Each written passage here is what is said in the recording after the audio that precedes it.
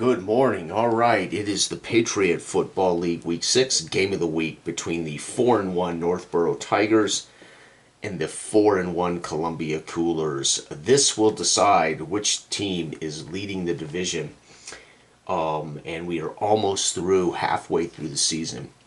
So, last time these two teams met, it was for the league championship. Columbia defeated Northborough. And Northborough is 3-2 in the last 5 games against Columbia. So here's a chance for Columbia to even up that matchup, but also set themselves apart in this division, and basically send a message to Northborough Tigers that their little reign over them is over. The Columbia Coolers announced before last week's game that they are packing their bags and relocating to colorful Colorado, where they will set up shop. And after 28 years in the Soda City.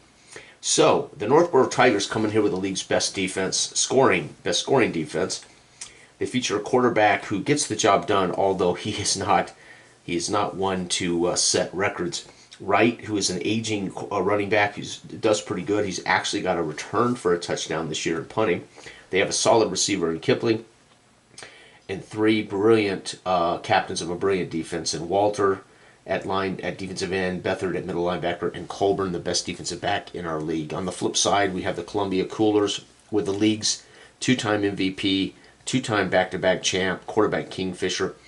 He is the face of the league right now. Newman, a veteran running back in his 9th year, gets the job done, but again, he's overshadowed by a brilliant young quarterback. Swanson, their aging receiver, I believe in his 10th year. So they've got a couple of guys that are probably going to be on their way out over the next few years as age catches up to this offense, which is a fantastic offense.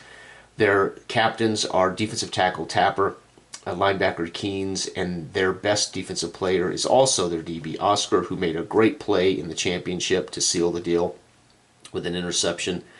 They have Klein doing the place kicking duties, and of course Kanisi over here, one of our greatest place kickers in the history of our league for the Northborough Tigers. When you are a defensive club, and you are all about winning games with defense, you better have a brilliant place kicker. And I believe great defenses go hand in hand with great punters and great place kickers.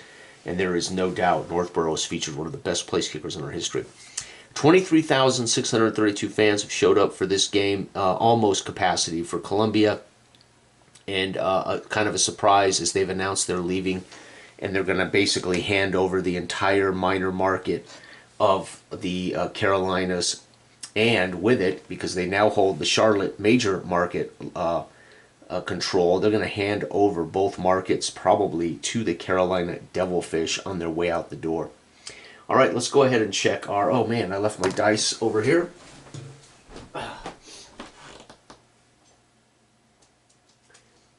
All right.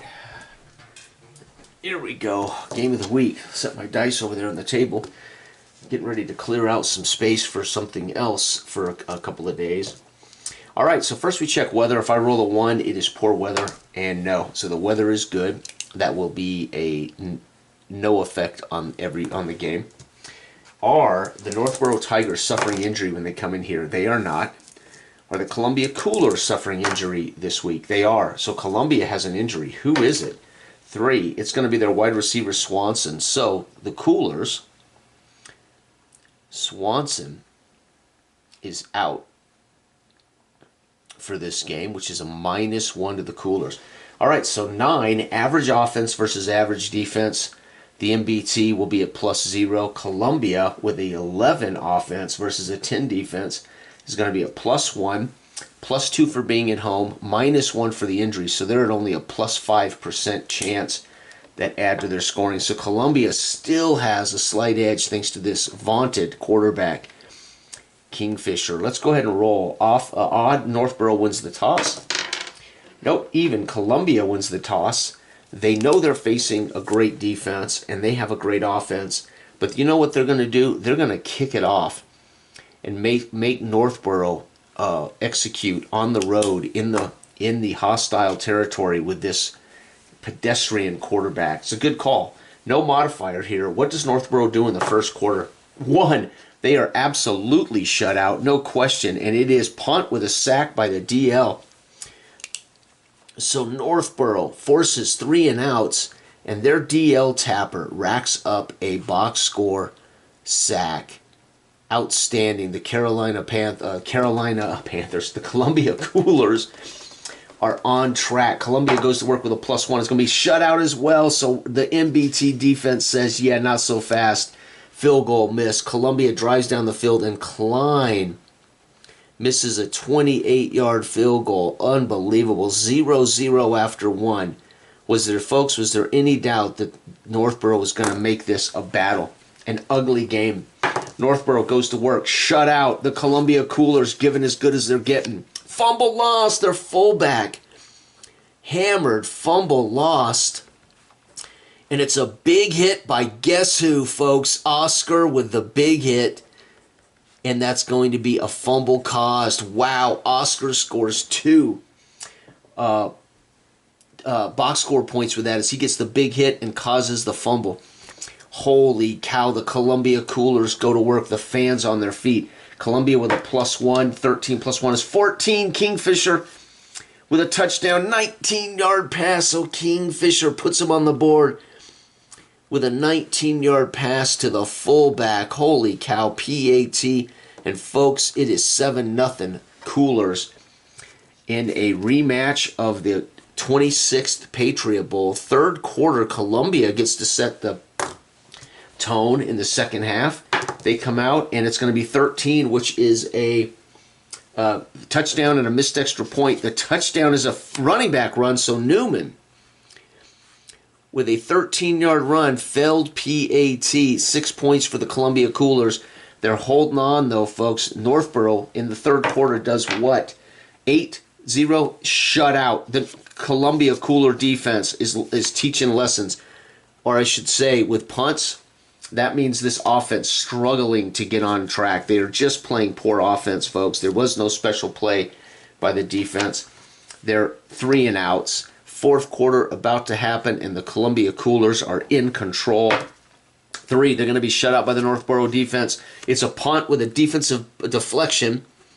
So punts, and their guy, Walter, is going to earn a pass batted. That would have been like maybe a 3rd and 2 rollout play. He gets his hands in there, bats it down, and it costs the Coolers in a situation they might have scored. The Northborough Tigers with a chance to score. Right now, they're being shut out in this game. Northborough, can Columbia shut out Northborough? Yep, 3. Unbelievable. It's going to be picked off by guess who? Oscar. Holy cow, Jones. Intercepted by Oscar. And that's it. Game over. They will shut out the NBT 0-13. What a game. 4-2 NBT, 5-1 Columbia Coolers. There is no doubt the MVP of this game. So this game, MVP, DB, Oscar. Oscar scores 3 box score points in today's game. That is epic. There are guys who don't score 3 in the entire season. Oscar gets 3 box score points in one game.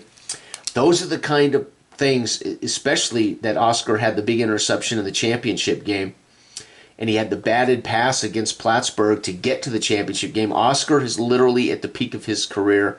If this continues, Oscar's going to put himself in a position to maybe be a Hall of Fame candidate, especially that he owns 2 rings. So we're talking about a guy at his prime who's made he's had 1, 2, 3, 4, 5. He scored 5 box score points in the last... God, no, I forgot. We've also played, and I think he already has 3 on the season, so 8. He has 8 box score points in about 8 games because of the last 2 games of last year. So yeah, he has 6 weeks, yeah. So he has about 8 points in 8 games. He's averaging a point a game on the box scores. That's remarkable, and those are the kind of runs with 2 championship rings that get you noticed for the Hall of Fame. What a brilliant game of the week. Oh, let me write it down here. I finished all the other games. before I did this. For those who are wondering why am I playing this game like my life is coming to an end, because I wanted to get far enough along. Number one, I wanted to get to week 7.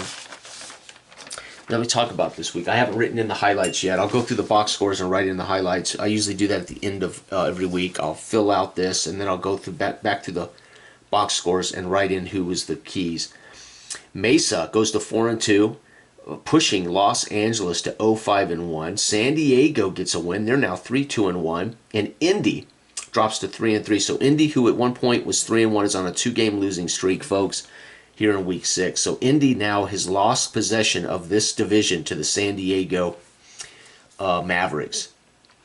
Houston scored 3. Dallas is the cream of the crop in that division. They are 5-1, and Houston is 0-6. El Paso does not want to be outdone by Houston. They find a way to be 0-6. As San Antonio finds, because of the competition of this division, is now 3-3. Unbelievable. We just saw it. Game of the week. Actually, I like to star my game of the weeks. Game of the week. Columbia shuts out the NBT in a 13-0 game. They're now 5-1, and they edge just barely the Carolina Devilfish and the NBT. Fargo loses to Billings. Billings is 5-1. Fargo continues to struggle without an offense. Carolina Devilfish win again against Dayton. They're 4-2. Dayton falls to 3-3. Not a surprise. Dayton has a real offensive problem. They just don't have enough firepower on offense. Carolina climbs to 4-2. So they're now tied with NBT second in that division. Columbia by themselves at the top. But Omaha, Freddie's team with the worst offense in football, they are 0-5-1. And Boise is 5-0-1. We still have an undefeated team. Although not unblemished, we still have an undefeated team. My brother's team, Boise, with that balanced West Coast offense, with a brilliant quarterback, a brilliant running back. They are able to score enough every week to get the job done. So Boise, Columbia, Dallas, and Mesa are the heads of those divisions. Who would have thought Mesa would catch up on Indy?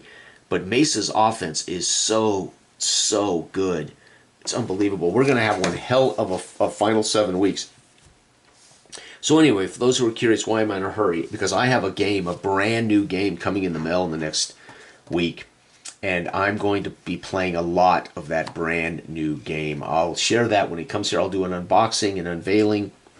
And then I'll be playing a lot of that game over the next few weeks. I'll be sharing some of those games on the channel.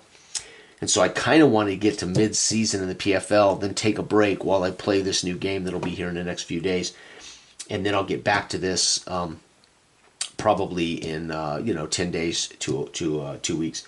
But the point is, a couple things that I've got planned for the channel in the next few days. I'm going to try to play the entire week 7 out in one video, so people can see how I get through all 8 games in a week in about an hour, 45 minutes to an hour. So I will literally play through all 8 games of week 7, and that'll put us right smack in the middle of the year with 7 weeks remaining before the playoffs in the PFL. So that'll be my next big video. Will be me playing every single game on the schedule. And then, of course, I'll have an unboxing, unveiling video when my new game gets here, and then I'll be playing quite a bit of that over the next week. So stay tuned for those things. Bye-bye.